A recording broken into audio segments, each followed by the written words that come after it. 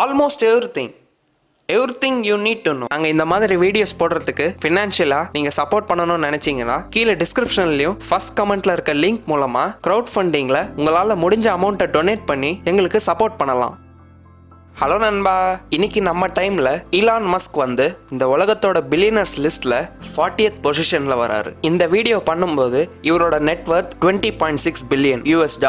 இன்னும் ஒரு 10 to 15 இயர்ஸ்ல இவர் வேர்ல்ட்ஸ் ரிச்சஸ்ட் மேன் ஆகிறதுக்கு நிறைய சான்ஸ் இருக்கு. ஈலான் மஸ்க ரியல் வேர்ல்டு அயன் மேன்னு சொல்றாங்க. ஏன்னா இவர் வந்து அயன் மேன் மாதிரியே நல்லா திங்க் பண்றாரு, டெக்னாலஜி ரிலேட்டடா நிறைய கம்பெனிஸ் நடத்துறாரு, அப்புறம் இவர் பணக்காரரா கூட இருக்காரு. இதனாலதான் இவரை ரியல் வேர்ல்டு அயன் மேன்னு சொல்றாங்க. ஸ்டீவ் ஜாப்ஸ்க்கு அப்புறமா டெக்னாலஜியில ஒரு ரெவல்யூஷனை கிரியேட் பண்ணது ஈலான் மஸ்க் தான். இவர் எல்லாருக்குமே ஒரு இன்ஸ்பிரேஷனா இருக்கிறதுனால இன்னைக்கு நம்ம வந்து இவரோட பயோகிராஃபியை பத்தி தான் பார்க்க போறோம். இவரோட பயோகிராஃபி மட்டும் இல்லாம இவரோட யூனிக் குவாலிட்டிஸை பத்தி தெரிஞ்சுக்க போறோம். ஏன்னா நீங்களும் இந்த குவாலிட்டிஸை பத்தி தெரிஞ்சுக்கிட்டு அதை கொஞ்சமாவது ஃபாலோ பண்ணீங்கன்னா நீங்க அட்லீஸ்ட் ஒரு மில்லியனரா மாறலாம். ஈலான் மஸ்கோட சைல்ட்ஹுட் டேஸ் வந்து ரொம்ப மோசமாக இருந்தது. அவங்க அப்பா அம்மாவுக்கு டிவோர்ஸ் ஆயிடுச்சு. அதனால அவர் அவங்களோட அப்பா கூட இருந்தார். அவங்க அப்பா ரொம்ப ஸ்ட்ரிக்டாக இருந்ததுனால இவரோட சைல்ட்ஹுட் அவ்வளோ சந்தோஷமாக இல்லை. ஸ்கூல்லையும் எல்லாரும் இவரை புள்ளி பண்ணுவாங்க, எல்லாரும் இவரை அடிப்பாங்க.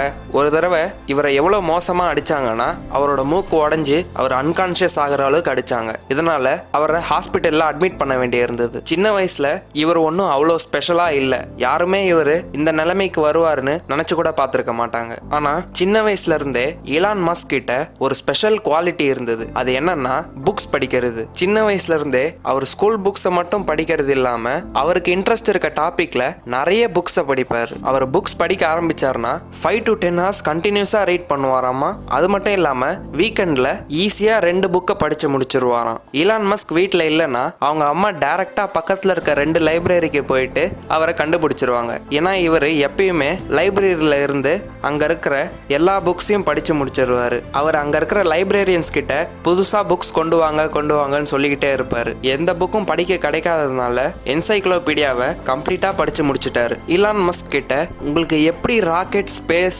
டெக்னாலஜி இதை பத்திலாம் எப்படி தெரியுது அப்படின்னு கேட்டா அவர் ரொம்ப சீரியஸா நான் புக்ஸ்ல இருந்து தான் இதெல்லாம் படிச்சு தெரிஞ்சுக்கிட்டேன்னு சொன்னாரு. இதனால நீங்களும் ஈலான் மஸ்க் மாதிரி மாறணும்னு நினைச்சீங்கன்னா அவரோட ஃபர்ஸ்ட் குவாலிட்டி வந்து ரீட். அவரு எப்பயுமே நிறைய புக்ஸ் படிச்சு அவருக்கு தேவையான விஷயத்தெல்லாம் கத்துக்கிட்டே இருப்பாரு. இதனால நீங்களும் புக்ஸ் படிக்க ஆரம்பிங்க, உங்களோட நாலேஜை இம்ப்ரூவ் பண்ணிக்கோங்க. இந்த உலகத்துல பெரிய லெவல்ல அச்சீவ் பண்றவங்களோட காமன் ஹேபிட் வந்து புக்ஸ் படிக்கிறது. இந்த காரணத்தினால தான் எல்லாருக்குமே இந்த ஹேபிட் ரீச் ஆகணும்னு நம்மளோட சேனல்ல இந்த மாதிரி நல்ல புக்ஸோட வீடியோஸ் போட்டுட்டு இருக்கோம். நீங்களும் வாரம் ஒரு நல்ல புக்கோட மெயின் ஐடியாவை பத்தி தெரிஞ்சுக்கணும்னு நினைச்சீங்கன்னா நம்ம சேனலுக்கு சப்ஸ்கிரைப் பண்ணுங்க, அந்த பெல் ஐக்கானையும் கிளிக் பண்ணிடுங்க. அப்பதான் நீங்க மிஸ் பண்ணாம வீக்லி ஒரு நல்ல புக்கை பத்தி தெரிஞ்சுக்க முடியும். இப்ப திரும்ப ஈலான் ஸ்டோரிக்கு வந்தோம்னா அவர் எல்லார் மாதிரியும் நிறைய புக்ஸ் படிச்சுட்டு அதை யூஸ் பண்ணாம விட மாட்டாரு. அவர் படிச்சதை அப்ளையும் பண்ணுவாரு, ஏதாவது புதுசா கிரியேட் பண்ணவும் யூஸ் பண்ணுவாரு. அவரு 12 வயசு இருக்கும் போதே ஒரு புக்கை படிச்சு கோடிங் தெரிஞ்சுக்கிட்டாரு. அவரே கோடிங் பண்ணி அப்போ ஒரு கேமையும் கிரியேட் பண்ணாரு. அந்த கேமோட பேரு பிளாஸ்டர். நீங்க இன்னைக்கு இன்டர்நெட்ல பிளாஸ்டர்னு சர்ச் பண்ணீங்கன்னா நீங்களும் இந்த கேமை ஆன்லைன்ல விளையாடலாம். இந்த கேமை $500 எலான் மஸ்க் சேல் பண்ணாரு. இதுதான் அவரோட first business. Elon Musk games விளையாடுறது பிடிக்கும். இதனால அவரோட பிரதர் கூட சேர்ந்து ஒரு ஆர்கேட் கேமிங் ஷாப் திறக்கலாம்னு நினைச்சாரு. அவர் அந்த ஷாப்பை திறக்க இடம் பார்த்துட்டாரு. ஆர்கேட் கேமிங் எக்யூப்மெண்ட்ஸ் தரவங்க கிட்டலாம் டீல்ஸ்லாம் பேசி முடிச்சாரு. ஆனா அவங்க 2 பேரு அடல்ட்ஸா இல்லாததுனால அவங்களால அதை ஒரு கம்பெனியா ஸ்டார்ட் பண்ண பெர்மிட் வாங்க முடியல. அவங்களோட பேரண்ட்ஸும் இதுக்கு சப்போர்ட் பண்ணல. அதனால அந்த பிளானை அவரால் எக்ஸிக்யூட் பண்ண முடியல. இலான் மஸ்க் வந்து சவுத் ஆப்பிரிக்கால பிறந்தாரு. அவருக்கு அந்த கவர்மெண்ட்டை பிடிக்கவே இல்லை. ஏன்னா அந்த டைம்ல அவங்க எல்லாரையுமே மிலிட்டரிக்கு ஒர்க் பண்ணணும்னு சொன்னாங்க. அதனால அவர் சவுத் ஆப்பிரிக்காவை விட்டு கனடாக்கு மூவ் பண்ணிட்டாரு. அங்க அவரு சின்ன வேலை செஞ்சுட்டு இருந்தாரு. அதுக்கப்புறமா யூஎஸ்ஏல காலேஜ்ல படிக்க வந்தாரு. அவரு பிசினஸ் அண்ட் பிசிக்ஸ்ல டியூயல் டிகிரி வச்சிருந்தாரு. அப்புறம் ஸ்டான்ஃபோர்ட்ல பிசிக்ஸ்ல PhD பண்றதுக்கு போனாரு. ஆனா அதே டைம்ல தான் இன்டர்நெட்டும் பூம் ஆகிட்டு இருந்தது. இன்டர்நெட் பூம் ஆகிறத பார்த்த உடனே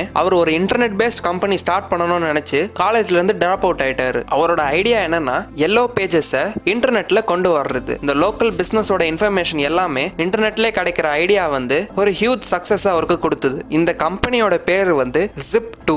Zip2 $307 மில்லியன் காம்பாக்ட் வாங்கிக்கிட்டாங்க. இந்த டீலிங்னால மஸ்க்கு 22 மில்லியன் கிடைச்சது. இதெல்லாம் நடக்கும்போது அவருக்கு 28 வயசாச்சு. அதனால ஒரு கிரியேட்டரா இருக்கிறது தான் மஸ்கோட செகண்ட் குவாலிட்டி. அவர் படிக்கிறது மட்டும் இல்லாம அவர் படிச்சதை அப்ளை பண்ணி புதுசா ஏதாவது கிரியேட் பண்ணிக்கிட்டே இருக்காரு. அவர் கன்சியூமரா மட்டும் இல்லாம ஒரு கிரியேட்டரா இருக்கணும்னு நினைக்கிறாரு. அவரோட ஓன் கண்ட்ரில அவருக்கு ப்ராப்ளம் இருக்குன்னு தெரிஞ்ச உடனே அவர் அதுக்கு ரியாக்டிவா எல்லாரும் மாதிரி இல்லாம ப்ரோஆக்டிவா இருந்து அவரோட சிச்சுவேஷனை மாத்தி இருக்காரு. அவர் படிச்சதெல்லாம் அப்ளை பண்ணி ஒரு கிரியேட்டரா இருந்து ஒரு மில்லியனரா மாறி இருக்காரு. இப்ப 28 இயர்ஸ்ல அவர் மில்லியனர் ஆனதுக்கு அப்புறமா அவர் நினைச்சிருந்தா அவர் ரிலாக்ஸா இருந்து ரிட்டையர் ஆயிருக்கலாம். ஆனா அவர் அப்படி நினைக்கல. அவருக்கு இது ஒரு பெரிய அச்சீவ்மெண்டாவே தெரியல. அவருக்கு இன்னும் ஏதாவது பெருசா அச்சீவ் பண்ணணும்னு நினைச்சு பினான்ஸ் லைன்ல ஏதாவது ஒரு பிசினஸ் பண்ணணும்னு நினைச்சாரு. ஏன்னா பினான்ஸ்ல ரொம்ப நாளா எந்த பெரிய சேஞ்சும் வராததுனால அவர் இந்த செக்டாரை சூஸ் பண்ணாரு. அந்த டைம்ல நிறைய டிரான்சாக்ஷன்ஸ் செக்ஸ் மூலமா தான் நடந்துட்டு இருந்தது. இதனால பேமெண்ட்ஸ் ரொம்ப டிலேடா எல்லாருக்கும் போயிட்டு இருந்தது. இதனால ஃபைனான்ஸ் இண்டஸ்ட்ரியில ஒரு ரெவல்யூஷனை கிரியேட் பண்ணணும்னு அவர் ஒரு கம்பெனியை ஸ்டார்ட் பண்ண நினைச்சாரு. அந்த கம்பெனியோட பேரு X.com. X.comோட பேசிக் ஐடியா என்னன்னா இன்டர்நெட் மூலமா பேமெண்ட்ஸ் பண்றது. இதே மாதிரி சிமிலர் கம்பெனியை பீட்டர் தீல்னு ஒருத்தர் பேபால்னு ஸ்டார்ட் பண்ணி வச்சிருந்தாரு. X.comமும் பேபாலும் ஆன்லைன் பேமெண்ட் செக்டார்ல காம்படிட்டர்ஸா இருந்தாங்க. கடைசியில 2 கம்பெனியும் மர்ஜ் ஆகி அது பேபாலாவே மாறிடுச்சு. இந்த பேபால்ன்ற கம்பெனில இருந்த மெம்பர்ஸ் அண்ட் கோ ஃபவுண்டர்ஸ் ரொம்ப சூப்பரான பிசினஸ் பர்சன்ஸா இருந்தாங்க. இவங்க எல்லாரையுமே பேபால் மாஃபியான்னு கூப்பிடுவாங்க. ஏன்னா இவங்க எல்லாம் பேபாலுக்கு அப்புறமா கூட நிறைய பிசினஸ் ஸ்டார்ட் பண்ணிருக்காங்க. அந்த பிசினஸ்ல நிறைய பிசினஸ் சக்சஸ்ஃபுல்லா மாறி இருக்கு. இந்த பேபால் மாஃபியால இருந்தவங்க தான் நீங்க இப்ப இந்த வீடியோவை பார்த்துட்டு இருக்க யூடியூபையும் கிரியேட் பண்ணாங்க. 2002ல eBay இந்த பேபால் கம்பெனியை $1.5 பில்லியன் வாங்கிக்கிட்டாங்க. இதுல மஸ்க்கு $180 மில்லியன் கிடைச்சது. இந்த $180 மில்லியன் கிடைச்சதுக்கு அப்புறமாவும் அவர் ரிலாக்ஸ் பண்ணாம இமிடியேட்டா ஹியூமன்ஸோட லைஃபை சேவ் பண்ற மாதிரியும் ஹியூமன்ஸை ஒரு மல்டி பிளானட்டரி ஸ்பீசிஸா மாத்தணும்னு நினைச்சு அவர் 3 கம்பெனி ஸ்டார்ட் பண்ணாரு. SPACEX, Tesla, SolarCity. அவர்கிட்ட இருந்த $180 மில்லியன் $100 மில்லியன் SpaceXல போட்டாரு. $60 மில்லியன் டெஸ்லால போட்டாரு. அப்புறம் $20 மில்லியன் SolarCityல இன்வெஸ்ட் பண்ணி ரெண்ட் கொடுக்க காசு இல்லாம அடுத்தவங்க கிட்ட கடன் வாங்கினாரு. இலான் கிட்ட அவ்வளவு பணம் இருந்தும் அவரு லைஃப்ல செட்டில் ஆகணும்னு நினைக்கல. அவர் எப்பயுமே பெருசா அச்சீவ் பண்ணணும்னு நினைச்சாரு. அதனால நீங்களும் எப்பயுமே பெருசா அச்சீவ் பண்ணணும்னு நினைங்க. சில பேர் சொல்லுவாங்க அவருக்கு நிறைய பணம் சம்பாதிக்கணும்னு ஆசை, அதனாலதான் அவர் இப்படி பண்றாரு அப்படின்னு நினைப்பீங்க. ஆனா அது உண்மை இல்ல. அவர் சின்ன வயசுல இருந்தே நிறைய புக்ஸ் படிப்பாரு. அதே மாதிரி அவர் நிறைய காமிக் புக்ஸும் படிப்பாரு. அதுல சூப்பர் ஹீரோஸ் எப்பயுமே உலகத்தை காப்பாத்துற மாதிரி அவரும் காப்பாற்றணும்னு நினைக்கிறாரு. அவரோட சைல்ட்ஹுட் ட்ரீம்ஸை அச்சீவ் பண்ணணும்னு நினைச்சுதான் இதெல்லாம் பண்றாரு. 2002ல SpaceXன்ற கம்பெனியை ஸ்டார்ட் பண்ணாரு. அந்த கம்பெனியோட விஷன் என்னன்னா நார்மல் பீப்புளை கூட ஸ்பேஸ்க்கு கொண்டு போனோம், ஹியூமன்ஸை மார்ஸ்க்கு கொண்டு போய் ஹியூமன்ஸை ஒரு மல்டி பிளானட்டரி ஸ்பீஷிஸா மாத்தணும் அப்படின்னு நினைக்கிறாரு. ஏன்னா இப்ப குளோபல் வார்மிங் அந்த மாதிரி நிறைய ப்ராப்ளம்ஸை நம்ம வேர்ல்டு ஃபேஸ் பண்றதுனால ஃபியூச்சர்ல ஏதாவது நடந்தாலும் மார்ஸ்ல நம்ம வாழலாம்னு நினைக்கிறாரு. இதனால ஹியூமன்ஸ் ஒரு ஸ்பீஷிஸா சர்வைவ் ஆக முடியும். ஒரு பிரைவேட்டான ஸ்பேஸ் ஏஜென்சி இல்ல ராக்கெட் கம்பெனியை நடத்த அவரு ரொம்ப கஷ்டப்பட்டாரு. ஏன்னா எல்லா ஸ்பேஸ் ஏஜென்சிஸும் கவர்மெண்ட் நடத்திட்டு இருந்தது. ராக்கெட் லான்ச்சஸ்க்கு நிறைய காஸ்டும் ஆகும். அதை ஒரு பிரைவேட் கம்பெனி ஹேண்டில் பண்ண முடியாது. இதனால SpaceX reusable rocket launch system create பண்ண நினைச்சாங்க. இதனால ராக்கெட்டை லான்ச் பண்ண வைக்கிற பூஸ்டர்ஸ் யூஸ் அண்ட் த்ரோ மாதிரி இல்லாம 3 to 4 டைம்ஸ் யூஸ் பண்ற மாதிரி மாத்தினாங்க. ஏன்னா இதுதான் ராக்கெட்ல ரொம்ப காஸ்ட் அதிகமா இருக்கிற பார்ட். இதுதான் அந்த கம்பெனி பண்ண ஃபர்ஸ்ட் அச்சீவ்மெண்ட். இந்த ஃபர்ஸ்ட் அச்சீவ்மெண்ட் கிடைக்க அவங்க ரொம்ப கஷ்டப்பட்டாங்க. அவங்க 3 டைம்ஸ் ராக்கெட் லான்ச் பண்ணாங்க.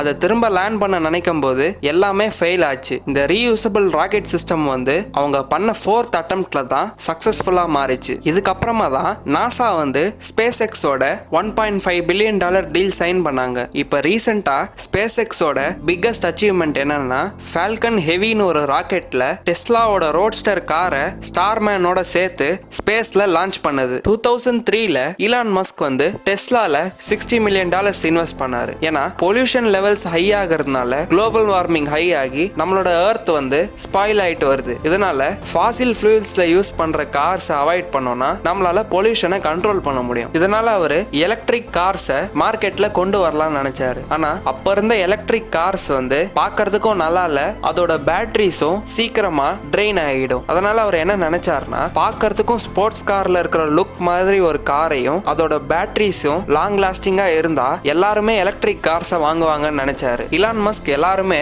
எலக்ட்ரிக் கார்ஸை யூஸ் பண்ணணும்னு நினைச்சாரு. அதனால டெஸ்லா கார்ஸ் யூஸ் பண்றவங்களுக்கு லைஃப் டைம் ஃப்ரீ சார்ஜிங் பண்றதா சொன்னாரு. இதனால அவங்க ஃபாசில் ஃபியூல்ஸ், அதாவது பெட்ரோல், டீசல் இதெல்லாம் யூஸ் பண்ண வேண்டிய தேவையே இருக்காது. என்விரான்மெண்ட்டும் பொல்யூட் ஆகாம இருக்கும். இதெல்லாம் நடக்க கூடாதுன்னு இந்த பெட்ரோல் டீசல் கம்பெனிஸ் எல்லாமே எலான் மஸ்கா அப்போஸ் பண்ணாங்க. ஏன்னா எல்லாருமே எலக்ட்ரிக் கார்ஸ் யூஸ் பண்ணாங்கன்னா இவங்களோட பிசினஸ் லாஸ் ஆயிடும். இதனால அந்த கம்பெனிஸ்லாம் இவருக்கு சக்சஸ் கிடைக்க கூடாதுன்னு நினைச்சாங்க. இந்த எலக்ட்ரிக் கார்ஸ்க்கு எல்லாத்துக்குமே சப்ளை பண்ண எலக்ட்ரிசிட்டி தேவைப்பட்டது. அதனால அவர் ஃபாசில் ஃபியூல்ஸ் மூலமா கிரியேட் பண்ற எனர்ஜியை யூஸ் பண்ணக்கூடாதுன்னு ரெனியூபிள் சோர்சஸ்ல, அதாவது சோலார் எனர்ஜியை யூஸ் பண்ணணும்னு நினைச்சு சோலார் சிட்டின்ற கம்பெனியை 2006ல ஸ்டார்ட் பண்ணாரு. சோலார் சிட்டி கம்பெனி வந்து சோலார் பேனல்ஸை வீடோட ரூஃப்ல வைக்கிறது அவ்வளவு ஸ்டைலா இருக்காததுனால இந்த கம்பெனி வந்து சோலார் ரூஃப்னு ஒரு ப்ராடக்ட்டை கிரியேட் பண்ணிருக்காங்க. அது பார்க்க நார்மல் ரூஃப் மாதிரியே இருக்கும். ஆனா அது எல்லாமே சோலார் பேனல்ஸ். அது எலக்ட்ரிசிட்டியை ஜெனரேட் பண்ணி ஒரு வீட்டை பவர் பண்ணலாம். 2007 to 8ல